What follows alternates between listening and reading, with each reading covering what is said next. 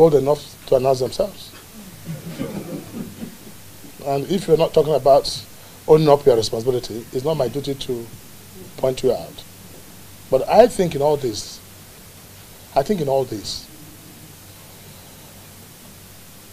every man is created by God with his destiny, which must surely come to pass at every given time. Time will tell, and that's where we are. As to running for any principal office, that's far gone, and I congratulate those who have won, and I think they merit it from my own assessment. So whether I contest or I'm going to contest, I didn't contest, is immaterial. What is important to me is that we'll build a new Senate, worthy of emulation by nations of other world. I think we can do that.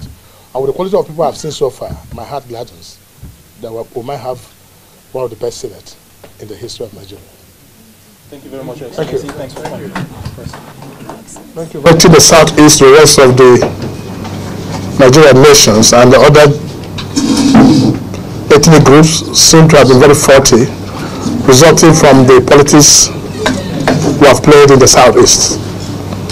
It will be my pleasure to rebuild this bridge, to reconnect this bridge, so that the southeast people will move along and same pace with other geopolitical zones politically.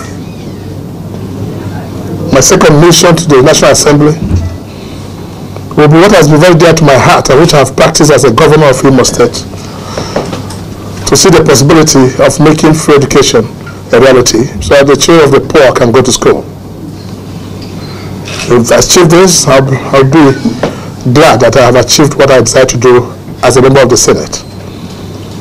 The third one is I'm concerned about the killings and destruction of lives in the northern part of this country, especially the northeast, and recently Zamfara and Kaduna. Whatever we can do at the floor of the Senate to help the executive curb these insurgents will be to my greatest pleasure. I'll be here to work with my colleagues, and I'll be happy to work with my colleagues. As to what has happened before my coming as a senator, I want to thank especially the judiciary for being the last hope of the common man and being the last hope of the oppressed, whatever situation and circumstances he find himself.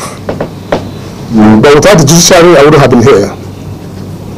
And I also want to thank the INEC for owning up boldly and do the right thing, which goes a long way to explain that all those accusations were unfounded of my person. And so I am very thankful to INEC for having released my certificate of returns and having been sworn in. So I'm ready to go. But for me it will be a learning process. I was only at this National Assembly sometimes many years ago when we made the 1994 Constitution during the National Constitutional Conference with Karibo White, with during the Abacha regime. That was when I came here first as member of the National Assembly. That was like a 2-year program, but this gives me more exposure to interact with my colleagues. So members of the press, you'll be seeing me more here, and I'll be glad to work with you. Thank you. Thank you very much, Your Excellency. The floor is open for questions. We'll start with AIT leadership and then we'll take through some other questions. But there's great danger for future elections in this country. How do you react to this? Well, one thing about this presidency, which has become a major issue, is that the Southeast cannot just fold their hands and wait power to be given to them. And someone will just give you power because you want power. Power does not go with sentiment some of the times. It goes with issues on ground. And democracy is about the people, a majority of the people. And Southeast alone cannot make themselves president. So you cannot be talking about Igbo presidency. It doesn't exist. So you might be talking about Nigerian president of Igbo extraction, but that is also depending on what other geopolitical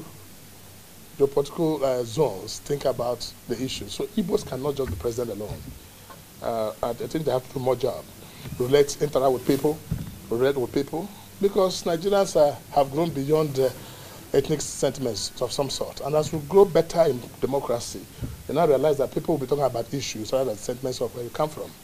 For me, what is important in our country is that let power be given to that person who has something upstairs and who can put food on the table of the common man, irrespective of his religion or where he comes from. That's all that Nigeria asks for.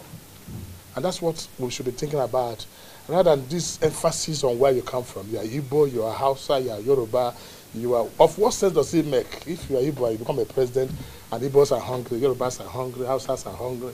I think we have got to a point in our nation's political history where we must think about that person who has something upstairs, who can put food on the table of the common man. That is the kind of person we're looking at after the 2023. All right, okay.